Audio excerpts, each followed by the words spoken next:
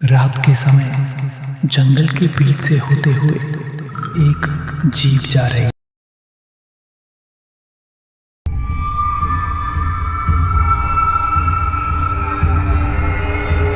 रात के समय जंगल के बीच से होते हुए एक जीप जा रही है। धुंध इतनी घनी कि सामने 10 फुट तक भी साफ नजर नहीं आ रहा है। जीप की हेडलाइट्स धुंध को चीरती हुई आगे बढ़ रही हैं। हवा में कहीं दूर से मंदिर की घंटियों जैसी आवाज सुनाई देती है, पर कोई मंदिर नजर नहीं आता। भाई, ये तूने कैसा रास्ता चुन लिया है? ये तो ऐसा लग रहा है जैसे भूत भी जीपीएस ऑन करके यहाँ ना आए।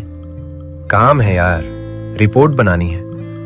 कालिका गांव में रहस्यमयी मौतें हो रही हैं और तू मेरा सबसे अच्छा दोस्त है, इसलिए तुझे लेकर आया हूँ। हाँ, दोस्त हूँ, पर इतना बड़ा वाला दोस्त नहीं कि चुड़ैल के मुंह में घुस जाऊं। मुझे भी तो डर लगता है यार। पता नहीं किस कारण से कालिका गांव में मौतें हो रही हैं। हो सकता है कि गांव में कोई अनजान बीमारी फैल गई हो और गांव वालों को इसके बारे में जानकारी ना हो। तभी मोबाइल सिग्नल गायब हो जाता है। No network. अरे नहीं, बस इसकी ही कमी रह गई थी। एक तो रास्ता नहीं दिखाई दे रहा था और अब नेटवर्क भी गायब हो गए। मैंने कहा था ना, जहाँ नेटवर्क नहीं वहां मौतें जरूर होती हैं। कबीर तू चुप कर यार। तभी अचानक जीप झटके से रुक जाती है। अरे माँ, क्या हुआ? भूत लग गया क्या गाड़ी को? शांत हो जा यार, मैं चेक करता हूँ। दोनों बाहर निकलते हैं। ठंडी हवा से कबीर कांप जाता है। दूर से हल्की घंटियों की आवाज आती है।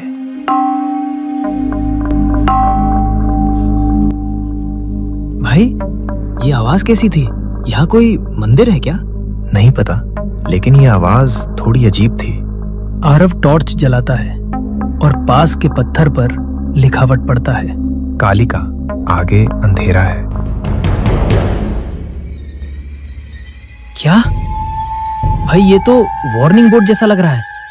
आगे अंधेरा है मतलब क्या? करंट गया है या मौत इंतजार में है? तू भी ना, हर चीज में भूत मत ढूंढ। साहब, बहुत रात हो गई है, यहाँ से वापस चलिए। दोनों उछलकर पीछे मुड़ते हैं।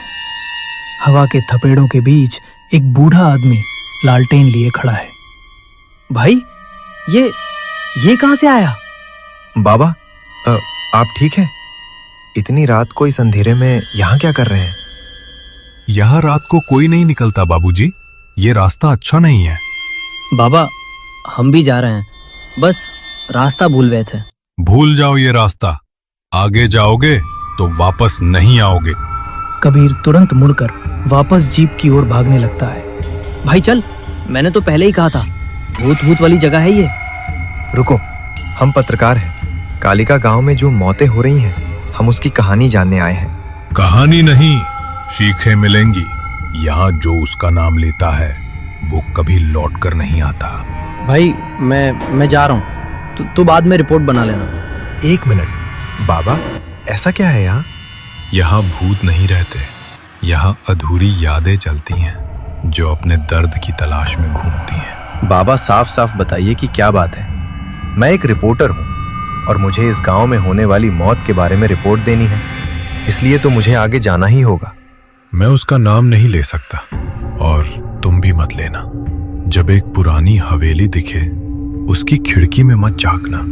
वहां जो दिखता है वो इंसान नहीं है। क्यों झांकेंगे भाई? हमको कोई शौक है क्या मरने का? हम बस गांव जाकर रुकेंगे बाबा, हवेली में नहीं। आरव और कबीर सिर्फ एक पल के लिए पलटकर जीप देखते हैं। 2 सेकंड बाद जब वे मुड़कर बूढ़े की तरफ देखते हैं, बूढ़ा आदमी गायब हो जाता है।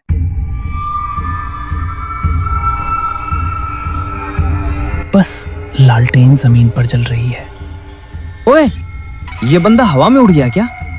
ये कैसे गायब हो सकता है? भाई, ये कौन हंसा? आरव टॉर्च उधर घुमाता है जहां से हंसने की आवाज आती होती है। कौन है वहां? सामने आओ। चल भाई यहाँ से, मुझे बहुत डर लग रहा है। ये जगह मुझे कुछ ठीक नहीं लग रही है। कुछ नहीं होगा कबीर, चल कार में बैठ, सीधे गांव जाकर रुकेंगे, फिर कल सुबह रिपोर्टिंग करेंगे। यार आरव, मुझे तो उस बूढ़े आदमी की बातें सुनकर बहुत डर लग रहा है, और अब ये भयानक हंसी की आवाज। कुछ नहीं होगा कबीर, मैं हूं ना, चल बैठ। दोनों कार में बैठकर आगे गांव की तरफ जाने लगते हैं। यार आरव, मैं तो कहता हूँ कि वापस चलते हैं। बूढ़ा आदमी पता नहीं क्या कह रहा था कि उसका नाम मत लेना, पर ये बताया नहीं कि किसका नाम नहीं लेना है। मैं तो कह रहा हूँ कि वापस चलते हैं, जान है तो जहान है। कुछ नहीं होगा यार, तू डरता बहुत है, हो सकता है कि वो कोई पागल आदमी हो। वो कुछ ही दूर आगे की तरफ बढ़े होंगे कि तभी उन्हें एक पुरानी हवेली दिखाई दी। आरव, वो देख, पुरानी हवेली। शायद वो बूढ़ा आदमी इसी हवेली के बारे में कह रहा हो सकता है। तू उस तरफ मत देख, हम सीधे आगे गांव जाकर रुकेंगे। तभी अचानक फिर से उनकी कार झटके खाते हुए सीधे हवेली के सामने रुक जाती है। अरे नहीं, फिर से नहीं। ये क्या हो रहा है हम लोगों के साथ? इस गाड़ी को भी बिल्कुल हवेली के सामने बंद होना था। यार आरव, मुझे तो बहुत डर लग रहा है। तू शांत हो जा यार, मैं देखता हूँ कि क्या हुआ है कार को। आरव कार से निकलकर कार को चेक करता है। कार से धुआं निकल रहा होता है। क्या हुआ आरव? ये गाड़ी बंद क्यों हो गई है? लगता है कि कार गर्म हो गई है, इसलिए बंद हो गई और धुआं मार रही है। तो अब क्या करेंगे भाई? मुझे तो बहुत डर लग रहा है।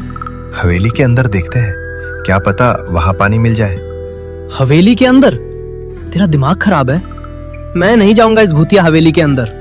दोनों की नजरें हवेली की ओर जाती हैं।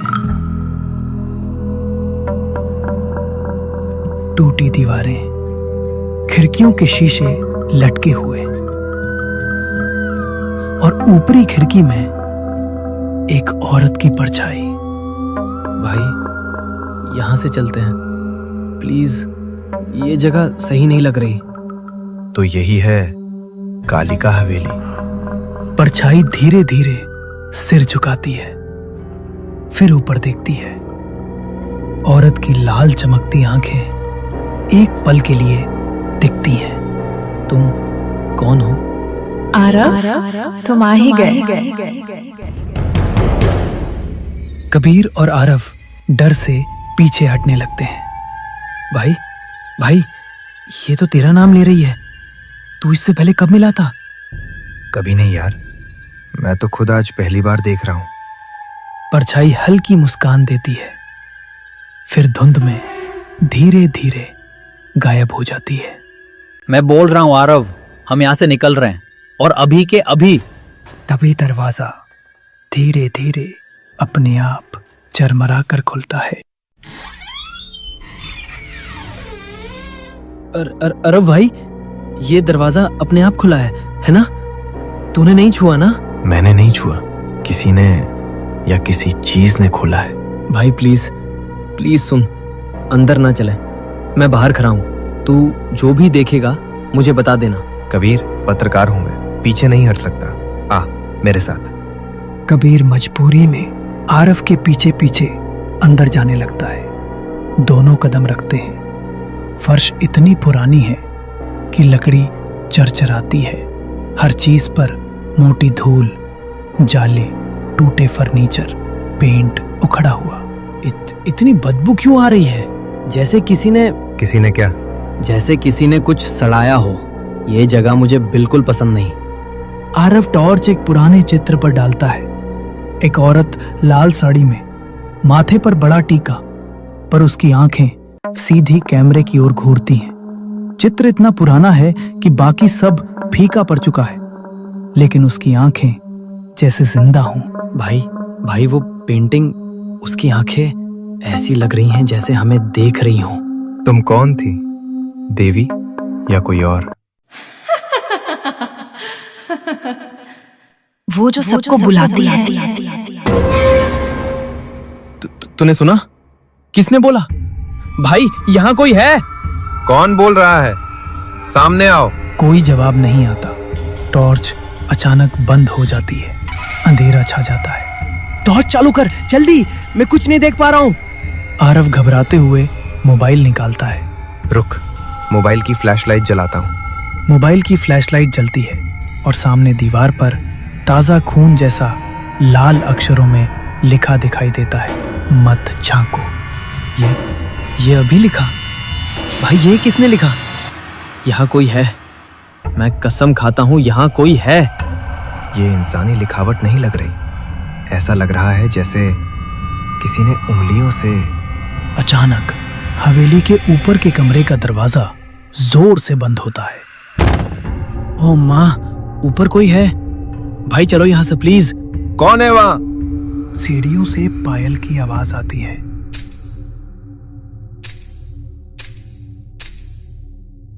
कि जैसे कोई सीढ़ियों से नीचे की ओर आ रहा हो। ये कोई इंसान नहीं लग रहा भाई। कौन है? जवाब दो, सामने आओ। सीढ़ियों के ऊपर एक महिला की आकृति दिखती है। सफेद कपड़े, लंबे बिखरे बाल, चेहरा पूरी तरह काले साए में। भाई भाई भाई ये वही है, खिड़की वाली। तुम कौन हो? औरत धीरे से अपना चेहरा उठाती है, आंखें अंधेरे में चमकती हैं। तुमने झांका, अब लौट नहीं सकोगे। भागो आरव, ये सच में भूत है। दोनों दरवाजे की ओर भागते हैं, लेकिन दरवाजा पूरी तरह बंद है। चाहे जितना धक्का दो, नहीं खुलता। खोलो, दरवाजा खोलो। कौन बंद कर रहा है? दीवारों से आवाजें गूंजने लगती हैं।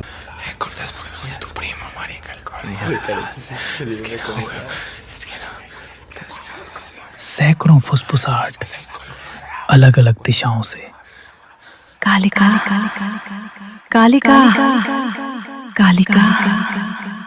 बंद करो ये आवाज है। कोई हमारी मदद करो।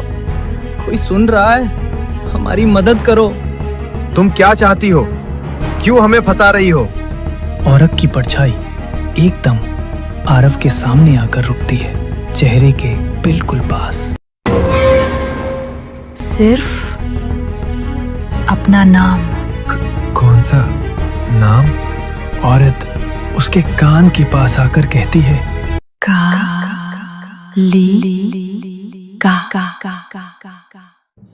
कबीर और आरव डर के मारे जमीन पर बेहोश हो जाते हैं। आरव और उसके पास कबीर भी बेहोश पड़ा है।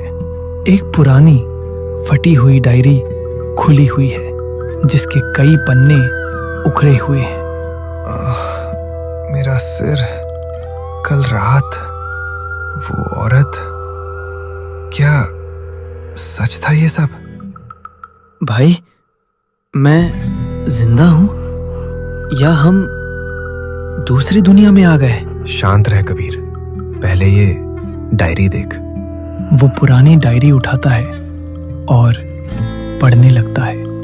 कालिका, जिसे जिंदा दीवारों में चुनवा दिया गया। नाम मत ले भाई। जो हमने रात में देखा, मुझे कुछ याद नहीं, पर मैं डर महसूस कर रहा हूं, बहुत ज्यादा। आरव पन्ने पलटता है।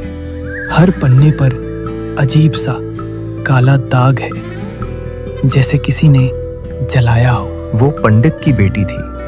गांव वालों ने उसे जादूगरनी कहा और जला डाला।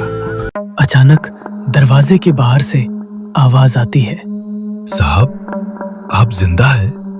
आरव टॉर्च उठाता है, पर वो पहले ही बंद हो चुकी है। दरवाजा धीरे से चरमराकर खुलता है। अंदर वही बूढ़ा आदमी खड़ा है। तो तुम वही हो जो रात में दिखाई दिया था?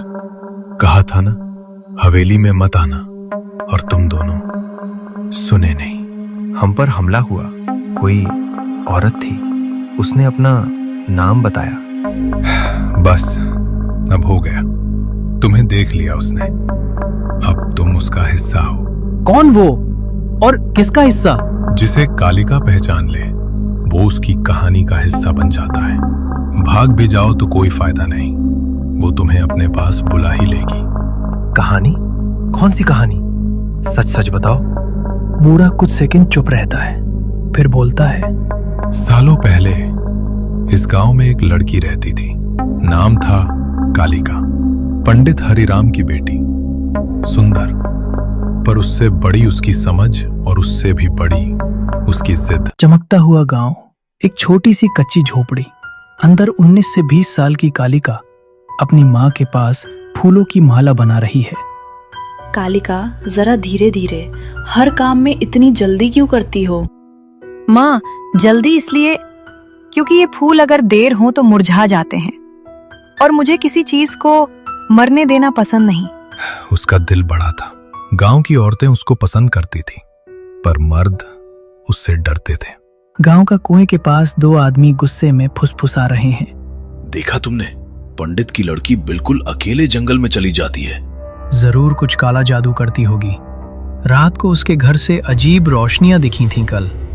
वो रोशनी तो दिया बाती की थी, कोई पूजा कर रही थी वो। अरे पूजा नहीं, जादू था, जादू। और देखना, उसी की वजह से बारिश रुक गई है। ऐसी बातें मत फैलाओ, लड़की भली है। भली नहीं है, उसकी आंखें देखी हैं, सीधी घूरती हैं। जरूर काली देवी की पूजा करती होगी। उधर कालिका जंगल में घायल पक्षी को पानी पिला रही है। डर मत, मैं तुझे कुछ नहीं होने दूंगी।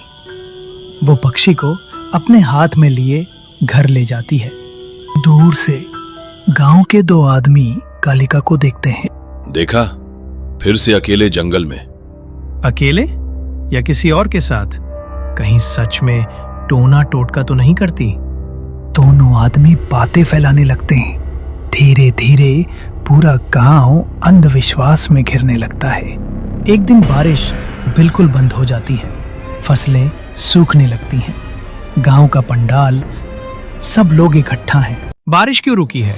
क्योंकि गांव में कोई अपशकुन है। और अपशकुन कौन है? वो पंडित की लड़की कालिका। मेरी बेटी पर इल्जाम मत लगाओ। वो बस जंगल में जानवरों की मदद करती है। बस बस बस, और मत बोलो। उसकी वजह से सब बर्बाद हो रहा है। किसी ने कालिका को कुछ गलत करते देखा है? कुछ सबूत है जो तुम लोग उस लड़की के बारे में गलत कह रहे हो? कल रात हवेली के पास इसे देखा था।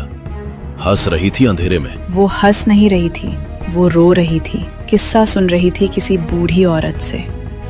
झूठ, ये परिवार ही अभिशाप है। गांव वाले मशालों के साथ कालिका के घर पहुंचते हैं, दरवाजा तोड़ देते हैं। आप लोग ये सब क्या कर रहे हो? तूने बारिश रोकी है, तू जादू करती है। मैं? जादू? मुझे जंगल पसंद है, इसलिए जाती हूँ। गांव वाले उसकी बात नहीं सुनते, उसे पकड़कर हवेली तक घसीटते हैं। माँ पीछे पीछे दौड़ती रहती है। मेरी बच्ची को मत छुओ, वो मासूम है, उसने कुछ नहीं किया। अगर मासूम है तो दीवारों में चुनवाने दो, देवी खुद फैसला कर लेंगी। हवेली के अंधेरे में मशालें जल रही हैं। कालिका को दीवार के सामने खड़ा किया जाता है। तुम सबको शर्म आनी चाहिए, मैं निर्दोष हूँ। दीवार खड़ी करो, मिट्टी डालो।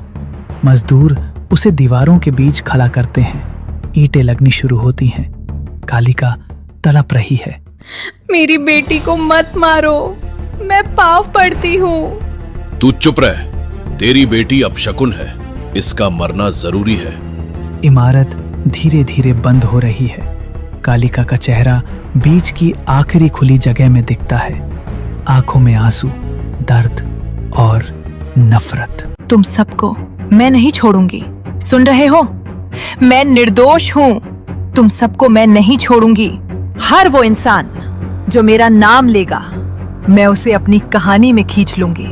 मेरी चीखें दीवारों में गूंजेंगी, पीढ़ियों तक। उसी दिन उसी वक्त गांव पर पहला शाप पड़ा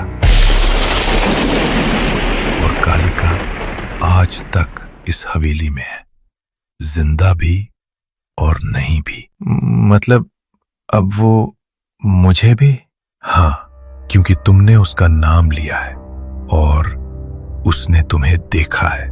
जैसे ही बूढ़ा आदमी कालिका का नाम दोहराता है, हवेली की दीवारें जोर से कांपने लगती हैं। हवा उल्टी दिशा में घूमने लगती है। किसने मेरा नाम पुकारा है? भाई वो आ गई, क्या करे? भागो यहाँ से, दरवाजे की तरफ। तीनों दरवाजे की ओर दौड़ते हैं। बूढ़ा बाहर निकलने की कोशिश करता है, लेकिन दरवाजा खुद ब खुद बहुत जोर से बंद हो जाता है। नहीं, ये दरवाजा तब तक नहीं खुलेगा जब तक वो चाहेगी। आरव और कबीर टॉर्च चलाए आगे बढ़ रहे हैं।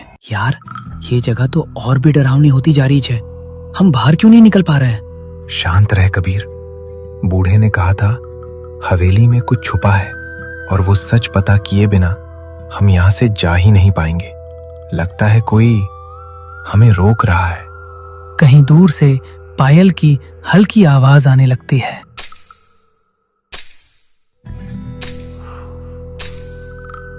भाई ये आवाज वही है जो रात में सुनी थी।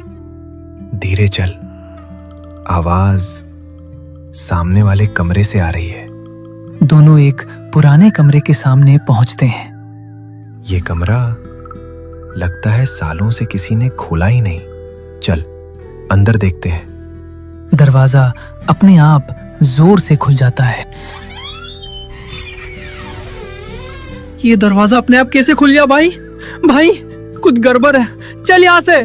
सिर्फ अंदर देख लेते हैं, फिर बाहर चलेंगे।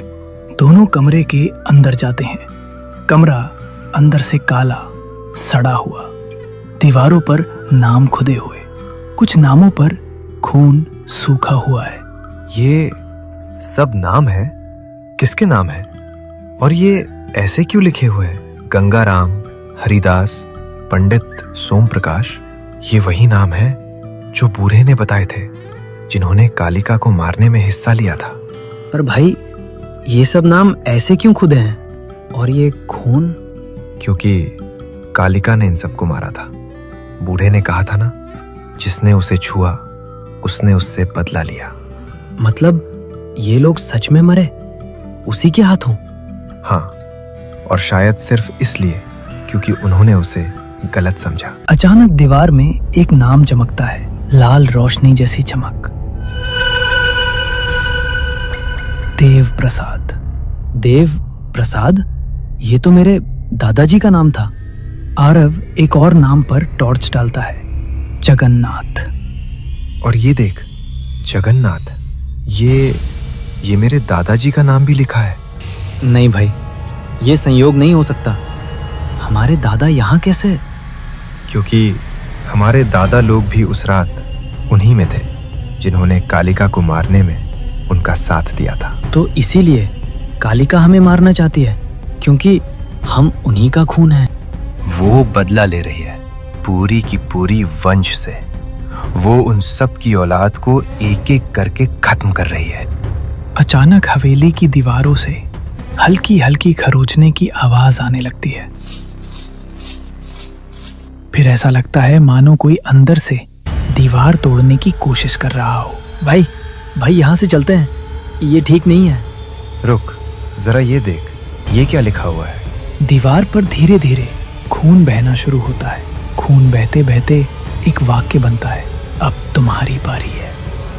आरव चल, अभी चल। कबीर, ये खून खुद ब खुद लिख रहा है। मतलब वो यहीं है, कहीं यहीं पर। अचानक हवा का झोंका आता है और पायल की आवाज आने लगती है।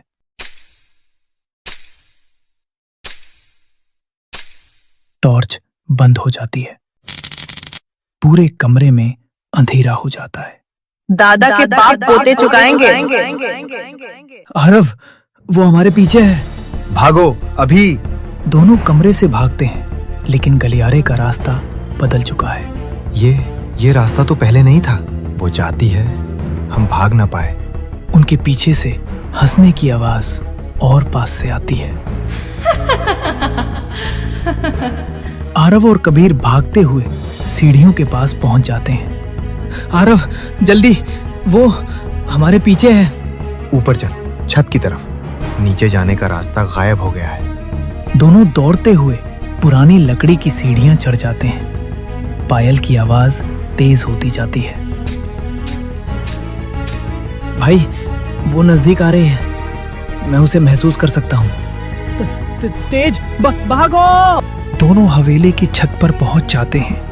ठंडी तेज हवा, चारों तरफ धुंध और अंधेरा। आरव, अब कहाँ जाए? नीचे रास्ता नहीं, हम फंस गए हैं। ये सब हमारी गलती नहीं थी। हमारे दादा ने जो किया उसकी सजा हम क्यों? खून हमेशा अपना कर्ज लेता है। कालिका छत के दरवाजे से बाहर आती है।